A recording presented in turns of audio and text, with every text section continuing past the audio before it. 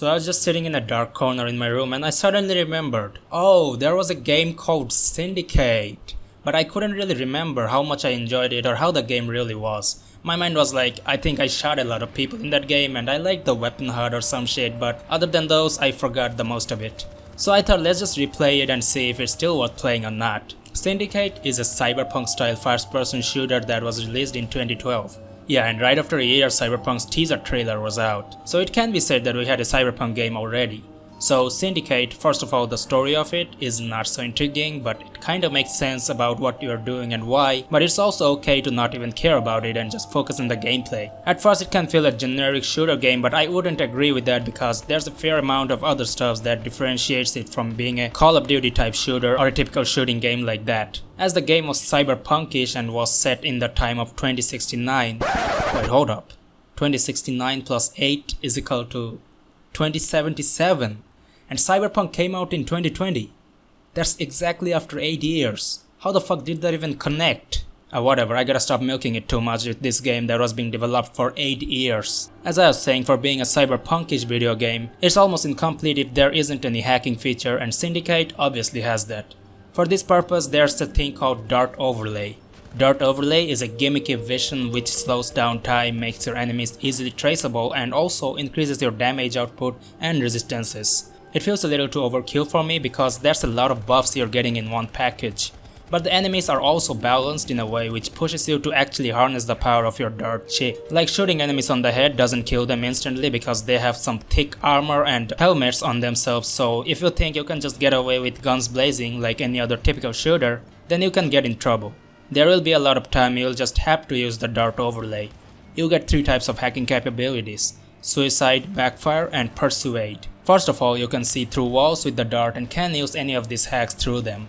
The Suicide one obviously makes an enemy kill himself, then the Backfire hits themselves with their own gun and you can upgrade that to hit even more targets with it. And finally, with Persuade, you can basically turn an enemy your ally, and when the ally is done with his dirty job, he also suicides. I think that's pretty cool.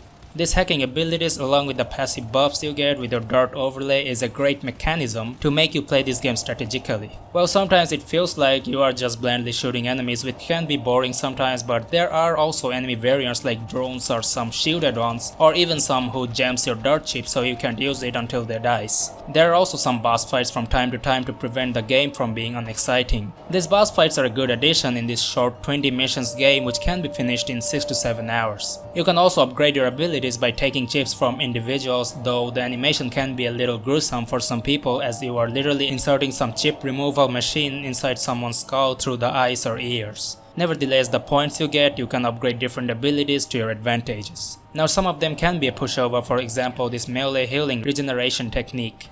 Let's say you're playing and you get low, then you'll be like, alright, I'll just slow the time with my dart and just go melee someone and I got my health back. The slowing down time is probably the most underrated thing in this game, as this literally makes you kill anyone easily. Gunplay feels kinda okay, but there isn't that much gun variance, but still I enjoyed using this Gauss gun that can lock onto any enemies and works like an aimbot.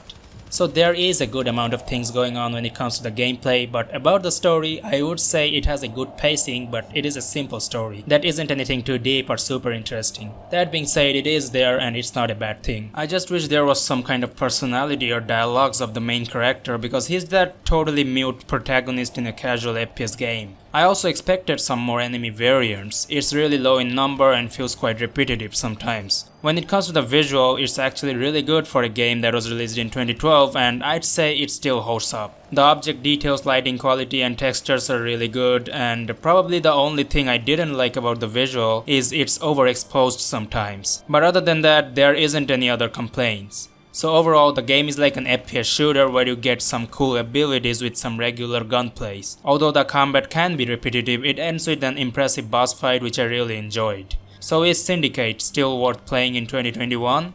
I would say it's somewhat worth it. It's nothing too special, the gameplay is fun and pretty enjoyable, but it doesn't really make you wanna play it more than one time. At least that's how I felt. It felt like, okay, I played it once and I had fun and that's it. Then I pretty much forgot about this game. And that concludes this worth it video of Syndicate. I would like to hear your opinion in the comments about this game, and subscribe to my channel if you enjoyed this video, and I'll see you in the next one.